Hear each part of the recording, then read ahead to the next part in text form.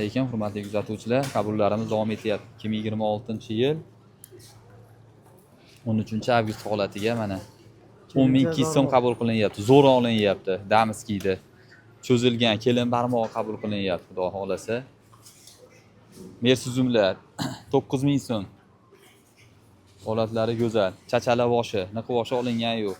Doni yetilgan zo'r olinyapti. Bugungi qabulga yana ikkinchi sort, doni sredniy, bandi toza, Damskiy qabul qilinyapti. Mana holatlari, bandlari toza. Narxi 7000, 7,5 ming qabul qilinyapti o'zimda. Husaynlar 6200 so'm qabul qilinyapti.